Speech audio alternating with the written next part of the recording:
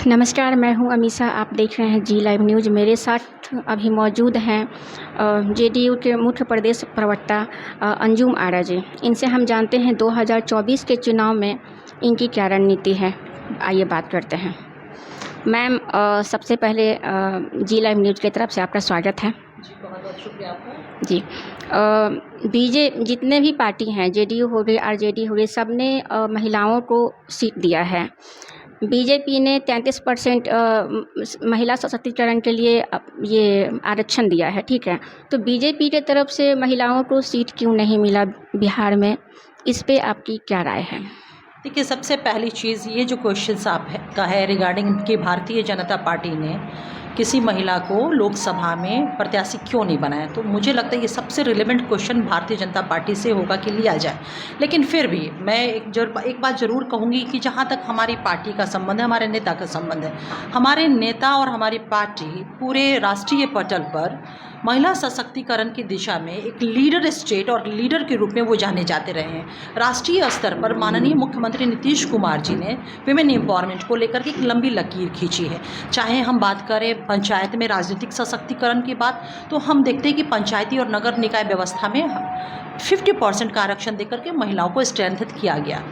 हम अगर शैक्षणिक शिक्षा के सेक्टर में बात करें तो हम लोग इस चीज़ को देखते हैं कि बिहार की बेटियों को पढ़ाने के लिए तरह तरह की योजनाएं, साइकिल योजना, पोशाक योजना, पुस्तक योजना, प्रोत्साहन राशि, स्कॉलरशिप, ये सारी चीज़ें जिससे हमारी बेटियां शिक्षित हो सके। और साथ ही साथ की नौकरियों में उनको 35% का आरक्षण दिया गया। आप देखिए कि ये वही बिहार है कि जहाँ कभी हमारे घर की बेटी बाहर निकलती थी तो 5 वर्षीय अगर उसका भाई है तो माँ या पिताजी घर के कहते थे कि दीदी बाहर जा रही है, साथ में चली जाओ। और आज क्या स्थिति है, वही बिहार की बेटियां जब 35% का आरक्षण नौकरियों में और पुलिसिंग में मिला तो वर्दी पहन करके अत्याधुनिक हथियार लेकर के चौक चौराहों पे 24 के 24 घंटा हमारी आपकी समाज की रक्षा सुरक्षा करने लगी। तो हमारे आदरणीय नेता नीतीश कुमार जी महिला सशक्तिकरण की दिशा में तो एक लंबी लकीर उन्होंने खींचा है। जहाँ तक लोकसभा चुनाव के प्रत्याशी की बात है तो जनता दल यूनाइटेड ने 16 सीटों पे, एनडीए गठबंधन में हम 16 सीटों पे चुनाव लड़ रहे हैं, जिसमें 2 टिकट जो है महिला को दिया गया है। और साथ ही साथ मैं एक चीज़ और जोड़ूंगी, 2020 का इलेक्शन देखिए ना, बिहार विधानसभा का, हम लोग भी उस टाइम प्रत्याशी थे। सबसे ज़्यादा संख्या महिलाओं को अगर टिकट दिया तो जनता दल यूनाइटेड ने दिया। तो हम लोग तो इसके बहुत बड़े पैरविकार रहे हैं और हम लोग तो वेमेन एम्पावरमेंट की दिशा में हमने नज़ीर पेश किया है। और ये जो सवाल है, मुझे लगता है ये ज़्यादा सवाल रिलेवेंट भारतीय जनता पार्टी के लिए है। जी, ये विपक्ष का कहना है कि बीजेपी ने सीट क्यों नहीं दिया, ये आम जनता जानना चाहती है। इसमें आप थोड़ा सा बताइए। निश्चित रूप से इसका जवाब जो है उनकी, देखिए हर पॉलिटिकल पार्टी की अपनी रणनीति होती है, उसका अपना एजेंडा होता है, तो इसका जवाब भारतीय जनता पार्टी ही दे। जहाँ तक हमारा as per the concern of the Janata Dal United, हमारी पार्टी, हमारे नेता, तो हमने उस बात को रख दिया। एनडीए को 40 का 40 सीट मिले, इसके लिए महिलाओं के पास में आप लोग जाएंगे तो क्या नया कुछ क्या रखेंगे कि किससे 40 का 40 सीट एनडीए के पास में आए? हमारी 40 की 40 सीटों में जीत हो। देखिए, अगर आप देखेंगे कि जो 2019 का चुनाव था, निश्चित रूप से थोड़ी सी हम चूक गए एक सीट प्राप्त करने में।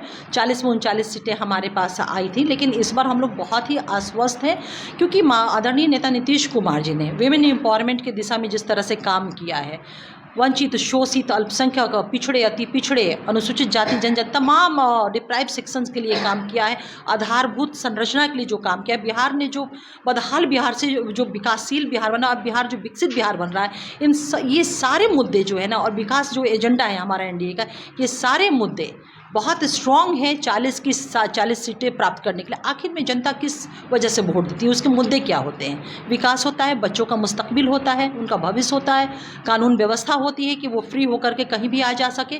बिहार में वो सारी चीज़ें आपको देखने को मिलेगी। तो हम लोग पूरी तरह से आश्वस्त हैं, महिलाओं का सशक्तिकरण हुआ है। अब तक 2005 से लेकर अब तक जो हम माननीय नीतीश कुमार जी की लीडरशिप में जो पूर्ण बहुमत मिला है, उसमें बिहार की महिलाओं का बहुत बहुत बहुत बड़ा योगदान रहा है।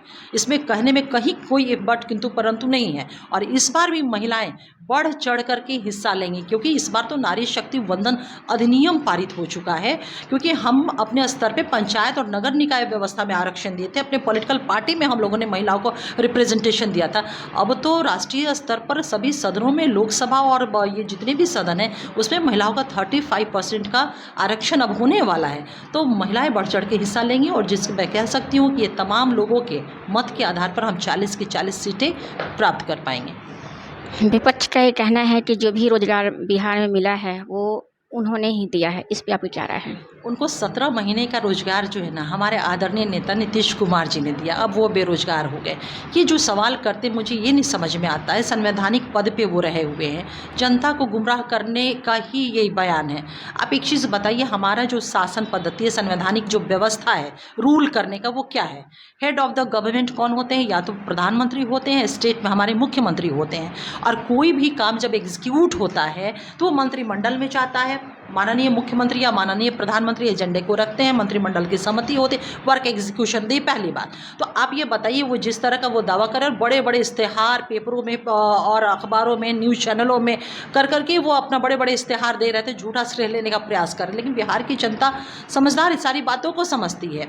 हमारा जो रोजगार की बात वो करें ना, मैं बिल्कुल स्पष्ट कर दूँ कि हमारे नेता नीतीश कुमार जी अपने कमिटमेंट को पूरा करने के लिए वो जाने जाते हैं। 2015 में हमने 7 निश्चय जो वादा किया था जनता से, वादा करते हैं हमारे नेता, घोषणा नहीं करते हैं। उन्होंने 100% पूरा किया। सब कहा कि समय से पहले बिजली आएगी, समय से पहले बिजली उन्होंने दिया।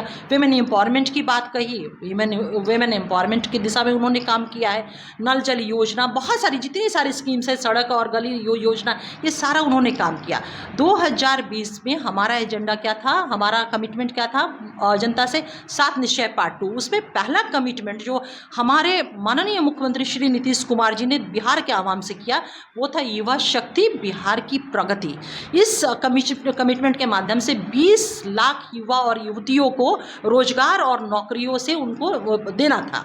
और इसके लिए श्रम संसाधन विभाग और सामान्य प्रशासन विभाग को अधिकृत किया गया था। और इसकी अधिसूचना कैबिनेट से, सीएम सचिवालय से, वो लेटर मैं आपको दे दूंगी, 2021 में 6/4/2021 को ही निर्गत हो गया था। हमारा अलायंस कब हुआ था महागठबंधन में? अगस्त 2022 में। अब ये देखिए कि कितना बड़ा झूठ, कितना बड़ा जनता के साथ फरेब दिया गया ये स्टेटमेंट है। तो झूठा श्रेय लेने का वो प्रयास करें। बिहार की जनता जानती है नौकरी मतलब नीतीश कुमार, रोजगार मतलब नीतीश कुमार, विकसित बिहार नीतीश कुमार जी के लीडरशिप में ही संभव है।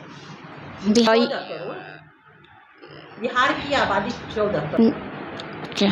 ठीक है, उसमें लमसम 3 से 4 लाख लोगों का ये रोजगार मिला है। बाकी जो लोग हैं उनके लिए नया क्या सोच रहे, या फिर इंडस्ट्रियल जो एरिया है उसमें आप लोगों ने क्या सोचा है? हमारे यहाँ से युवा पढ़ते हैं, दिल्ली बॉम्बे कहीं भी जाते हैं, उनका जो जिस तरह से उनका पढ़ाई होता है उस तरह से उनको उस तरह का सैलरी नहीं मिल पाता है। तो इसमें आप लोग बिहार में क्या करना चाहेंगे? बिहार के बच्चे बाहर क्यों जाए? बिहार में ही क्यों ना उनको यहाँ पे ऐसा इंडस्ट्री खोला जाए कि वो लोग यहाँ पे रहें या उनको ज़्यादा सुविधा मिले। इस पे आपकी क्या राय है? सबसे पहले इस बात को समझना होगा और मुझे लगता है कि स्पष्ट हो जाना कि बिहार कोई बाहर का कोई भूखंड नहीं है। यह भारत और इंडियन टेरिटरी का वो पार्ट है और ये बिहार जो है वो इंडिया है, इंडिया का वो एक स्टेट है। तो इसको बाहर ये समझना कि बाहर क्यों जाए, ये कहना मुझे हमेशा इस बात पे आपत्ति रहती है कि वो बाहर नहीं, वो अपने मुल्क के अंदर में है और वो जा रहे हैं। क्या बिहार में दूसरे स्टेट के लोग नहीं हैं? अभी आप देखिए ना भाई, शिक्षक नियुक्ति हुई, दूसरे स्टेट के इतने लोगों का एम्प्लॉयमेंट हुआ, रोजगार हुआ। बिहार के बच्चे भी वो बाहर की वैकेंसी हो रहा है, वो जा रहे हैं। तो वो देश के नागरिक हैं और देश को वो सर्व कर रहे हैं, देश को वो सेवा दे रहे हैं। रही बात की रोजगार देने के लिए, तो हमारी सरकार तो सतत इस दिशा में लगातार काम कर रही है। अब देखिए ना, अब तक जो अभी मोर देन 5 लाख से ज़्यादा हम लोगों ने रोजगार और नौकरियों का सृजन किया है। 8 लाख से अब जो पूरा टेन्योर देखिए तो आप 8-9 लाख से ज़्यादा रोजगार और नौकरियों का सृजन किया गया है। युवक और युवतियों के लिए बहुत सारी उद्यमी योजना। देखिए, नौकरी, एक बात को समझना होगा, नौकरी सभी को नौकरी नहीं दिया जा सकता, ये एक कटु सत्य है। चाहे वो बिहार रहे, वो आसाम रहे, केरल रहे, उत्तर प्रदेश रहे, व्हाटएवर जो भी स्टेट रहे या हमारा सेंट्रल रहे, हाँ रोजगार जो है उसका सृजन करना आवश्यक है। और इस दिशा में हमारी सरकार लगातार और सतत प्रयास करती रही है। और यही कारण है कि बहुत सारे युवा उद्यमी योजना, मुख्यमंत्री उद्यमी योजना, महिला उद्यमी योजना, अनुसूचित जाति जनजाति, बहुत तरह की योजनाएं हमारी सरकार के द्वारा चल रही हैं, चलाई जा रही हैं, और जिससे हमारे बच्चे, युवक और युवतियां उससे जुड़ करके लाभान्वित भी हो रहे हैं और रोजगार से वो अपने आप को जोड़ भी पा रहे हैं। तो लगातार इस दिशा में हमारी सरकार काम करी, क्योंकि ये तो 7 निश्चय पार्ट 2 का हमारा अहम हिस्सा है और हम ये कमिटमेंट है हमारी सरकार का। ये थी हमारे साथ अंजुम जी, जिन्होंने 2024 के चुनाव पे चर्चा की। फिलहाल खबर में इतना ही। नमस्कार।